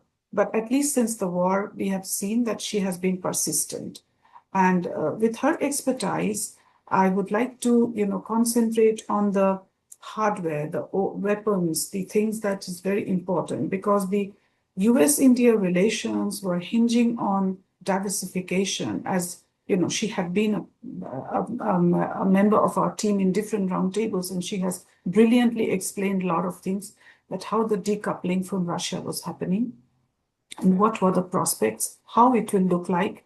So from that point of view, Dr. Rao, if you can just spend a few minutes on reflecting on what would the defense collaboration between US and India, which is a very serious track, and which should not be given out to whims of personalities like presidents, whims of one person. It's a very difficult area. It has a very systematic and very serious people working. So we would like to know about that, and what happens to the Russia-India defense collaboration. These two trajectories, if you can mention, and from your point of view. Of course, this is surmising. This is not what is going to happen really, but your thoughts are very valuable as an expert. Please. Well, thank you so much for the kind introduction that you've given to me, Professor Ghosh. And I am myself an ardent admirer of your resilience and your courage and your knowledge on the subject. So I'm always honored to participate in all the programs and all the engagements put together by the East European Development Institute. And also it's a pleasure and an honor that His Excellency, the Ambassador, has been here all through and listening to all these inputs and discussions. And it's always wonderful to hear, like I mentioned earlier, such esteemed guests and esteemed experts. And I see so many friends here. So obviously it feels like home. And I'll be in Ukraine very soon, so I'll be seeing you very soon as well. Now, the thing with speaking last is that everything has been said, everything which is significant has been said, and I'm glad that I'll be able to add a few cents here on defense cooperation, because what I've also been doing, at least since January this year formally, is that I'm a geopolitical advisor and defense consultant to Ministry of Defense on the defense industry corridor. And in that capacity, I've been exploring that part a little bit. But let me still just, run through a few points. And I know I'm speaking last, and I would like the guests here to also ask us questions. So I'll try to be brief, and I'll also try to summarize everything and giving more time on defense industry cooperation. Yes. Very quickly, as far as Trump and tariffs is concerned, the only thing that I can say is that Rudro has made an excellent presentation and given an excellent summary of what really the picture is all about. And I could only reiterate what he said is that as far as experts are concerned, I think we must be able to distinguish between what is India's interest and what is India's rhetoric on the one hand, on these two aspects. And I think as far as rhetoric goes, you will see a lot of hedging behavior from India right now. India is trying to sort of offset multiple risks by creating these, fallback positions. As you can see, that's classic hedging in international relations. So I don't need to get back, too much on it. But all I'm saying is that it is very clear the decision has been taken as far as the Russian oil is concerned. I myself have researched on it, and I have mentioned that it is in India's interest, actually. And if you see that the refineries themselves have almost halted the purchase of Russian oil, this is not coming from a government directive or something. This is coming purely from commercial interest. And after Trump has put those punitive tariffs in those 3-4 days alone, you'd see that we have ramped up imports from the United States to more than 51%. So I think the writing is on the wall. It's just that talking too much about it sort of gets you really trolled very badly on social media. So that's what we see. And I was also listening to Rudro, and when Rudro said that it's very important to always counter the propaganda bit with facts.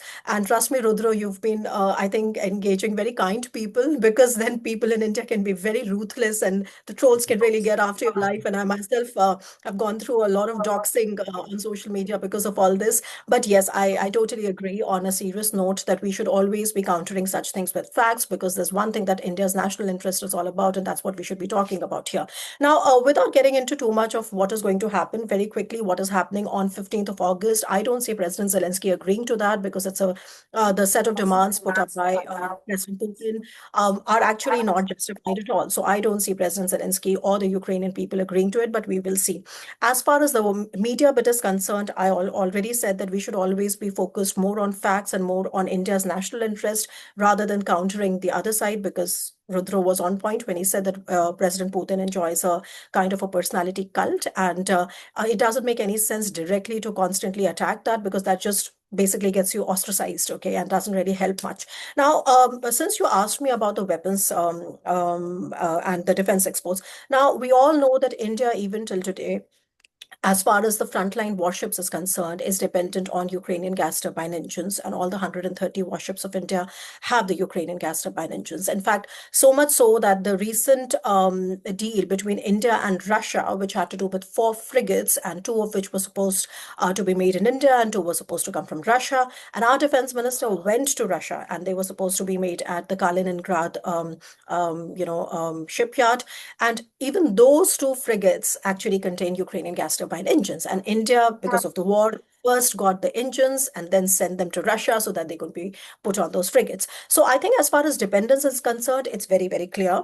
I'm also aware of the fact that although we don't discuss it too much because not much knowledge is there in public domain, but a lot of Indian, especially the private companies, are interested in selling 155 shells to Ukraine via third parties.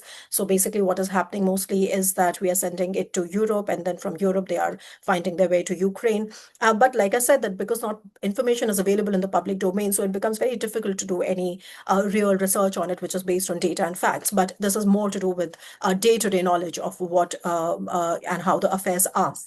The third thing is that I think there is a huge potential when it comes to drone technology. And here I want to make a very solid proposal and a suggestion at the outset so that it doesn't get lost in the larger presentation that I'm making, which is that in my capacity with the MOD, I have already discussed with them about the proposal of getting a private industry joint venture in India on the drone technology.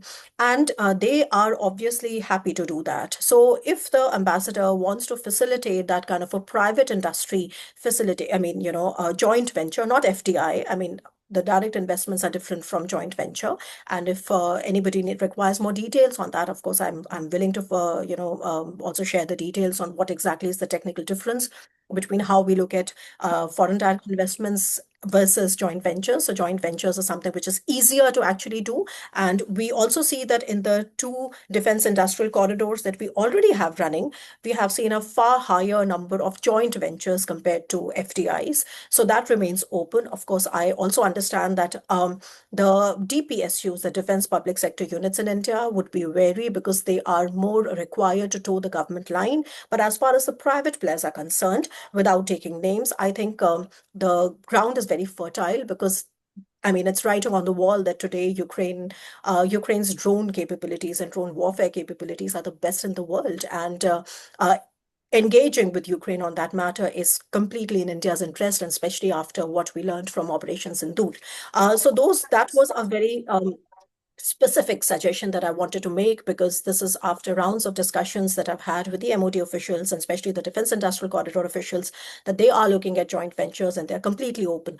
The second thing that I wanted to also suggest with respect to the defense industry collaboration is also sort of triangulating these efforts with other European partners that are already interested. So, for example, the Polish side has been very interested, in this, and they are also investing and they are also interested in these joint ventures. So even if it is a small venture, even if it is a small project, but I think it would send a good signal and a constructive signal across, which would be very, very professional. So I think I would push for that.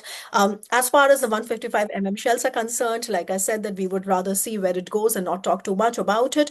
But then I really want to talk a little bit about what is happening, because there was a question asked by Dr. Olena about the EU-India factor, and that is also something that I'd like to tell you about a bit, which is that India is extremely serious about both the FTAs with the United States as well as with the European Union.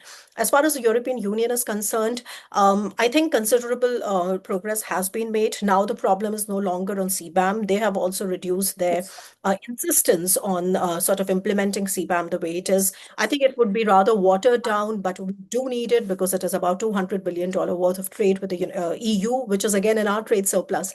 So all the instability with respect to the United States has also paved some way forward for us to sort of work faster towards concluding a trade deal. And if my reading is correct, I would see a trade deal between India and the EU before the end of 2025. Now, with respect to the US, I think we are more in a hurry because like everybody here has read the room correctly, it is less got to do with specific problems on India's attitudes on agriculture and dairy, and more got to do with the fact that we did not handle Donald Trump properly enough. And Rudro made a point, and he said that we could have, given him some credit for nudging us towards that piece with the DGMO call. Diplomatically, we could have just said that thank you, Mr. Donald Trump, for facilitating the DGMO talks that led to that ceasefire. So I think there is this understanding in India that we probably could have done it better.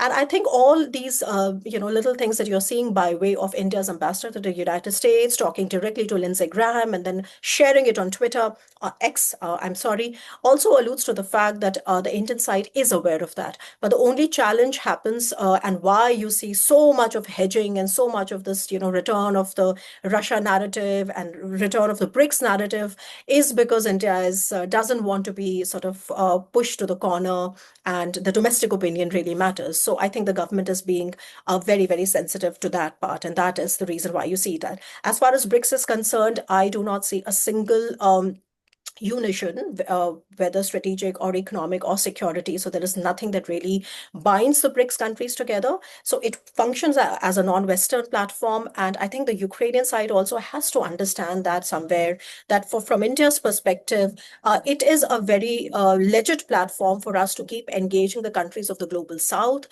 because Indian foreign policy has this commitment to sort of take the leadership of the global South, or provide the leadership or partnership to the global South. And if we we sort of step out from there, it actually falls completely into the hands of China. So that is also one of the reasons it doesn't really, from India's side, make any sense to take it to an anti-Western kind of a rhetoric. I mean, that's not in India's interest at all. Same for the BRICS currency as well. It will never happen. Now, I just had noted down a few points because all the other experts have already made brilliant presentations. Now, as far as India's dependence on weapons with Russia is concerned, and this is about India-Russia relations, I'm of the opinion that it is okay for India, I mean, from as a neutral actor in the war, to continue engagement with Russia, if as long as it is done in national interest, and that is the reason why I argue that Russia would slowly seem to matter less and less when it comes to the defense sector, because of course, we have a huge dependence for legacy platforms and the licensed productions. So, for example, for the Sukhoi Mk-30Is that we wish to upgrade, and we cannot upgrade without the Russian help. Similarly, for the BrahMos missiles that we co-produce with Russia, and now we have also found one buyer in Philippines, and we're trying to sell it to more countries. Let's see if that happens and when that happens. But long and short is that if you look at data per se, Russia, which was at about 60-70% until a few years ago, has already dropped to 36%, and that is not because of a change in India. But this has happened because, I mean, in India per se, but this has happened because of all the overriding compulsions that Russia has. And these are specifically two. One is that, preoccupation with the war in Ukraine, that it is unable to win militarily in the last so many years. And two, because of Russia getting pushed with China. And this is an angle that we do not understand, much right now. Rudra has pointed that out, that the MOD is very clear. So the discourse within the MOD circles is clear that we have to try and cleanse our defense equipment to the degree possible of Chinese influence in tech. Because after Operation Sindoor, it's clear that we do not want to sort of land in a situation where China weaponizes the dependence in any way. And in fact, I wrote a piece on why the remaining two S-400s have not been able to come to India. And one of the hypotheses that I give, the last one was that what about the China hat? And especially after Operation Sindoor. And the deadline has been pushed and pushed and pushed. And now we are looking at a 2027 delivery. So, I mean, this is how it is looking. And having said that, just a few things that because it still enjoys a legitimacy in the Indian public as well as the Indian decision-making circles, you will see a lot of hue and cry, and I mean, let's say a lot of a push for example, the AK-203 Kalashnikov rifles that we are co-producing with Russia. And I'm not sure if we will ever be able to export them. I mean, reach a level where we are exporting, those co-produced weapons, because we need them in huge quantities too. But so I think the proof of the pudding should lie in eating, because I don't want to sort of, prolong it too much. There are too many details, but the proof of the pudding should lie in the eating. What is it that India requires, and who is it that can give it to India in a way that India can use when India requires it? So I think that is what matters, and that is the reason that you see a rise of countries like France and Israel and the United States, although with the United States, suddenly it's mired in a lot of controversy for understandable reasons. But once the clouds are clearer, I mean, the clouds part and we see better visibility, we will see that in the long term, I think the larger, our concern is China, and there are no two ways about it. So my last point now is that I think what India should be doing is that with respect to the United States, India should try to once again depoliticize the discourse. We had for 25 years quite successful in depoliticizing that discourse, which is now gotten repoliticized. And the minute it gets repoliticized, you see all the fertile ground for all kinds of propaganda coming back. So depoliticizing our discourse with the United States is top priority for the Indian government right now. And we would see some kind of a tariff, sort of deal very soon, maybe like a preliminary deal, but we would see something like that. When it comes to Ukraine, I think India stands to gain, the best approach that India stands to gain from is continuing the policy of dehyphenation. I think Volodymyr did a wonderful presentation on so many constructive steps that Indian side has taken, and also His Excellency also alluded to the fact that his discourse or his discussion with the MEA have also been constructive, over the years, at least in the last 2 years that he's been here. So I think India has to engage in the same dehyphenation, that India's ties with Russia are separate and India's ties with Ukraine and Europe are separate. And this is not to be done to sort of please anybody, but this is to be done because this is the most suitable approach for India's national interests. Okay, so dehyphenation when it comes to Ukraine and also EU, I mentioned. And when it comes to India's domestic approach, and something that I've been writing about lately is that India has to sort of really improve its foreign policy maneuvers in with respect to compartmentalization, which means that we need to compartmentalize rhetoric on the one hand, our interest on the other hand, strategic autonomy on the one hand. Because if you look at the Indian discourse right now, you see a bit of an amalgamation of everything, and you feel as if that one runs into the other. And that is something which is not healthy for a country, because we need to be able to compartmentalize and pursue our foreign policy accordingly. So I think the CDD, which is compartmentalization, dehyphenation, and depoliticization, is something which is going to pave the way forward, and we should be doing it. And lastly, I think what are the critical enabling features here in terms of this unfolding is that Ukraine and its resilience has to continue, and I think that has been one of the most stunning factors in whatever public opinion has changed in India towards Ukraine, has come from Ukraine's bravery and has come from the fact that Russia has not been able to win militarily, although everybody here thought that Russia, it's a 3-day war. And the second thing is Europe's attitude and Europe's support to Ukraine, which of course is also something which has been very promising despite the problems among the member states, but especially with respect to mayors coming back in Germany. And I was just yesterday speaking to German MPs, and I think the discourse in Europe is very, very clear that no peace in Ukraine without Ukraine and no peace without strength. So I'll just end here. And just one thing, I'm so sorry, because I wanted to mention a little bit about what the university is doing, the Jindal University. So not only, I myself in my personal capacity, I teach courses on the Russia-Ukraine war, but I also, this year I'm teaching a course on how the Russia-Ukraine war has been instrumental in Europe's security modernization. And of course, I bring all my knowledge and experience as a defense expert, into it. That's one. And the other thing that I'd like to say is that I think here the Polish embassy has been very, very supportive of actually helping the Jindal University to open a center for Polish studies, because we already have a center for European studies, which focuses more on development, etc. So we're focusing on a center for Polish studies, and we are trying to sort of set up a center for East European security there, where we are thinking of now we are talking about having a 6-month rotation of chairs, and our scholars going to East Europe and also Ukraine, and then theirs coming here. It will take some time, but it's in process. So I'm very looking forward to having suggestions from all of you on how we can sort of make it more substantive. But this is on a larger question of East European security and not particularly Ukraine, which I think is going to cut more ice in India. So those were my points. I'm sorry if I overshot the time, but I'm looking forward to questions and remarks. Thank you.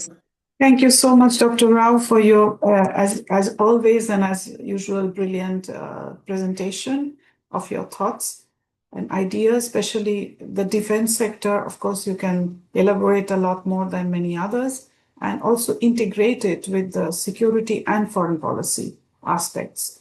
Definitely, this is a very important intervention. I would now like to open the floor for questions, comments, please. If anyone has, please, can you just unmute your microphone and say, mention, or you want to have a comment related to the topics, please, not unrelated. And please bear in mind, be short and laconic. Or you want to ask questions to the speakers, you can use the chat, or you can use also the microphone. Do you have anyone has questions?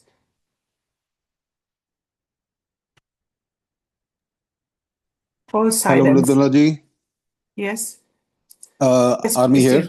Yeah, please. Your question, please. Yeah. Sure. Yeah. I just wanted to tell you that I just went to Ukraine Recovery Conference Rome, and I was the only Indian there. There were 6,000 people, and I was the only Indian there. Indians are not aware of the things that are being done for Ukraine. And I think I was lucky to get the invitation because the embassy applied for 3-4 people, but I was the only one who got the invitation somehow. And I met the current Prime Minister, met her briefly there. There was a panel there. And then I went to Ivano-Frankivsk. After I came from Rome, I came to Moldova. Then I went to Ivano-Frankivsk. In Ivano-Frankivsk, we have a MOU with King Danielo University for exchange of students. So if any, if any of you want to have collaboration in that regard, we can discuss that. And what Rudro is saying, I fully agree with him that this propaganda of Soviet Union, Russia has used for its benefit. And we only have to fight that propaganda by telling the truth to Indian people.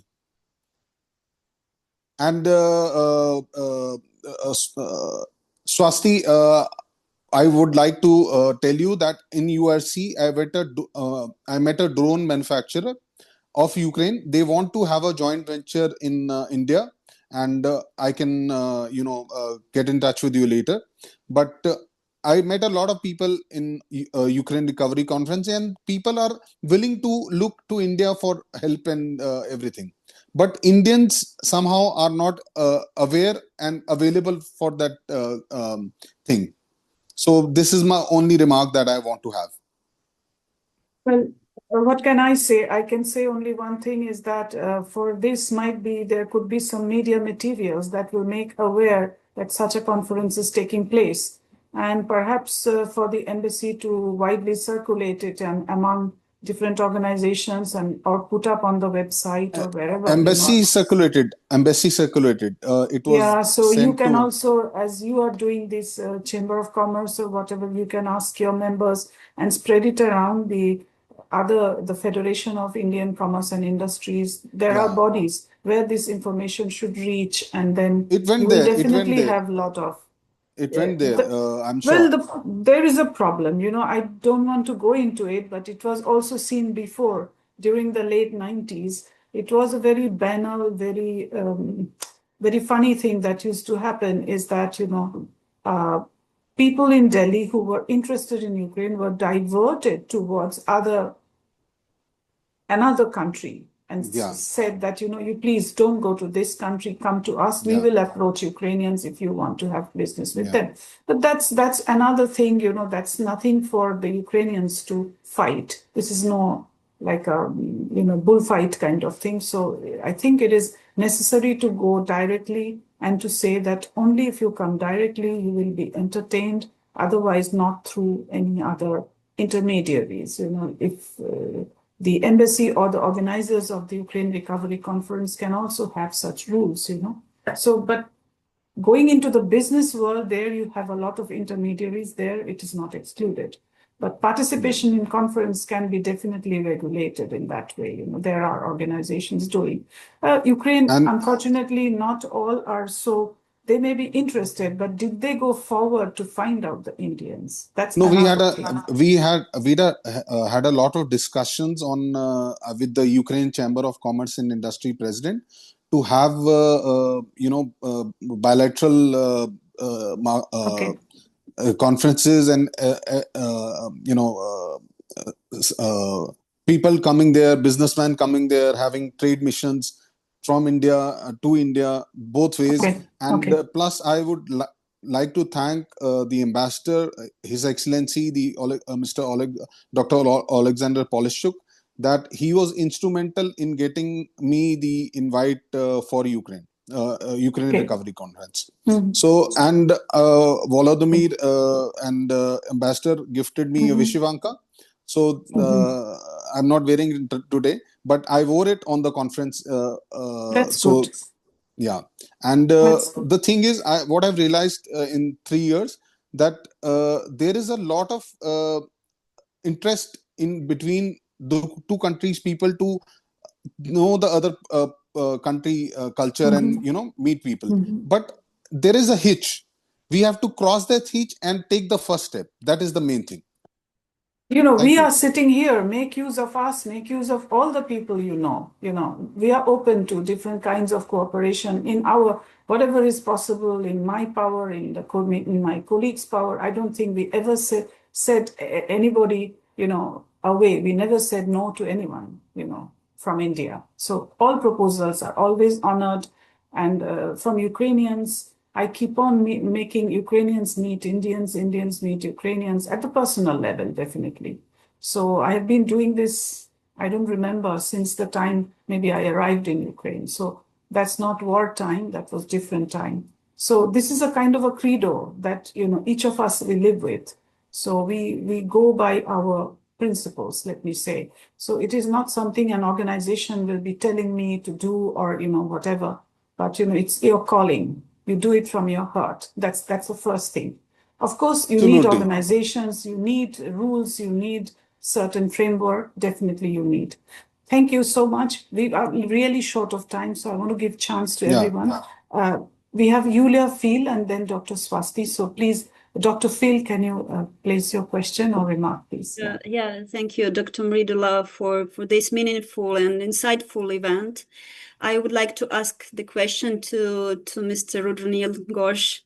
But firstly, I want to thank him for his job, for his work he's doing for Ukraine.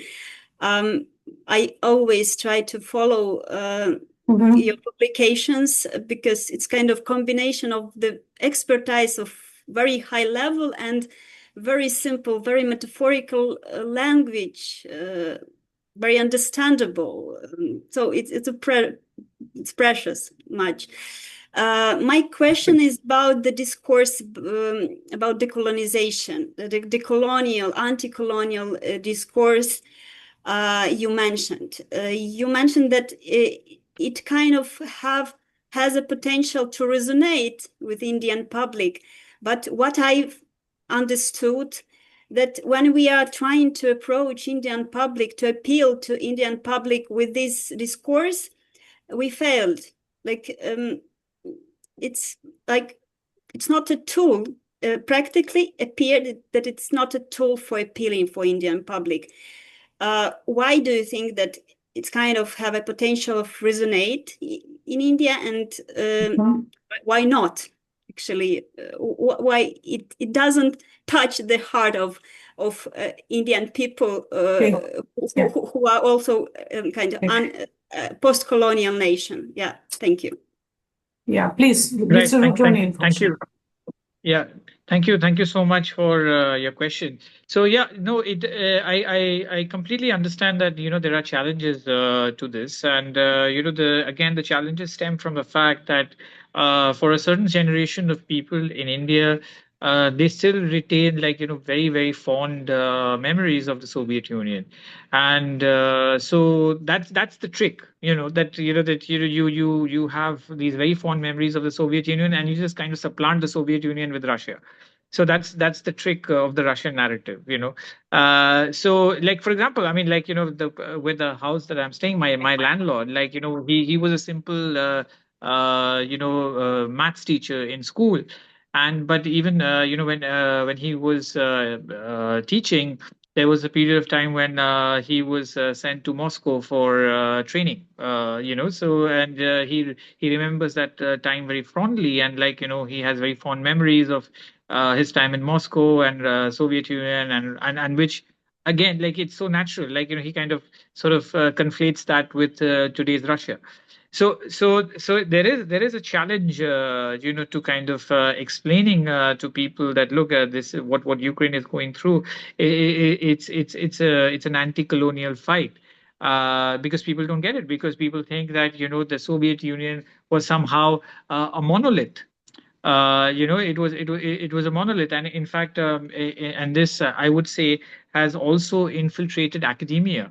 This thinking has infiltrated academia, and for years, in Indian academia, and also to some extent Western academia, the Soviet Union was seen as a monolith, and as if the other republics didn't even exist. I mean, so how many universities have departments in let's say Georgian studies or Ukrainian studies? I mean, very few. So there is a challenge, but why I say it's still kind of a tool to sort of get through to Indian public is because of the youngsters. I think because the young people. I mean, and when I say young people, I mean like people in school and colleges.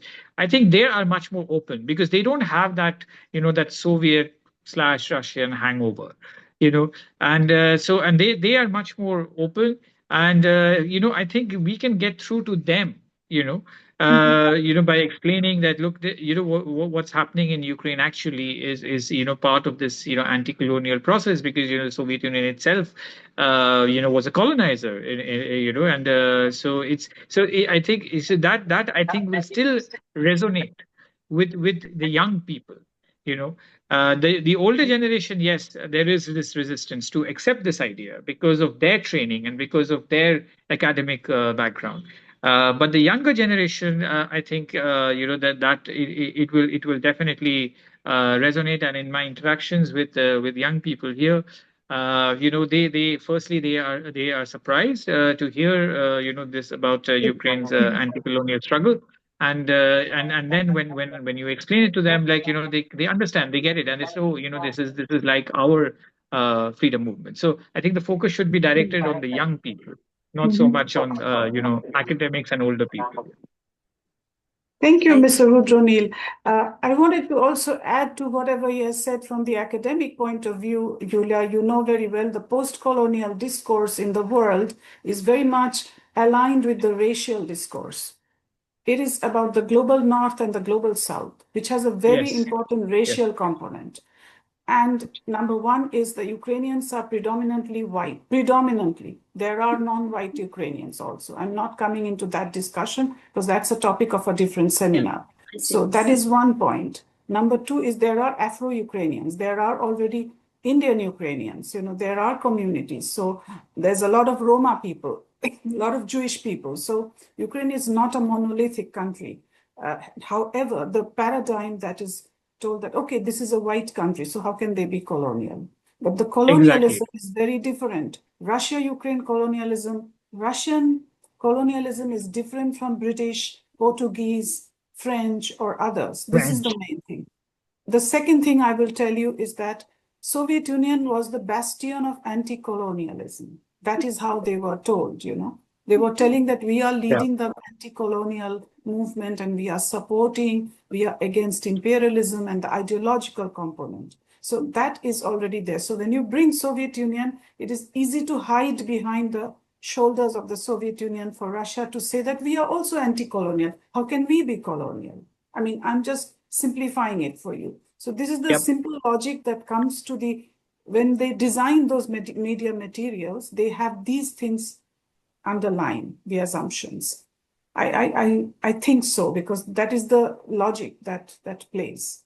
That is there. And of course, it is difficult also for Ukrainians. Not all Ukrainians accept the fact of colonialism. It's a recent fashion to talk about anti-colonialism. I have had times when people just sneered at me, said, no, we are not colonies.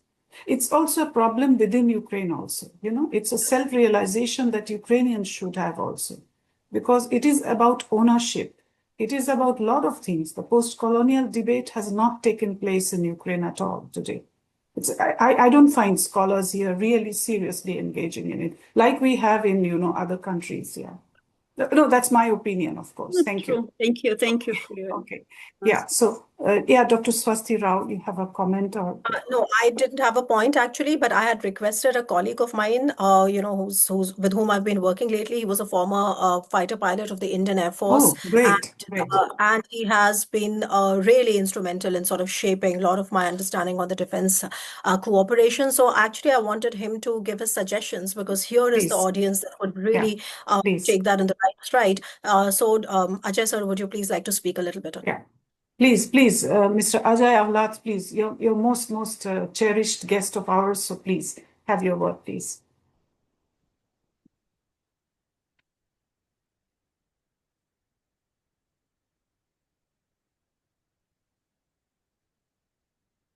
I'm sorry, am I audible? Yeah, you are. You are. Please go ahead. Okay, first of all, thank you for including me in this very interesting discussion. A brief word from how the military in India thinks about this conflict. Because of large density of Russian stroke Soviet weapons in both Army, Navy, Air Force, we grow up operating Russian weapons, and we love our weapons, and that love and affection translates to the country of origin. It is not that we dislike Ukraine, it is just that we know Russia a little bit more than Ukraine. If Ukraine was at war with China, I'm quite certain a large number of Indians would be rooting for Ukraine. Well, be that as it may, in my own writings, ever since the war has started, I have been calling it a war of aggression, and Ukraine must win. Otherwise, the entire rules-based order in the world will collapse. Specific to the suggestions that I have for Ukrainians, I have met the Ukrainian DA a couple of times. In this world of real politics, each one has to be shamelessly selfish. So what we need right now are a large number of drones for our possible war with Pakistan or China. And Ukraine has done a lot of good work in that field. Swasti has made some suggestions. It would be really nice if Ukrainians can collaborate with Indian entities and give us something that we need. That would at least start a process or a phenomenon where we would, start to appreciate what Ukraine is doing for us, and that would create a lobby of its own, and we'll start to see how Ukraine can be a reliable partner in our own defense and national strategic things. Thank you.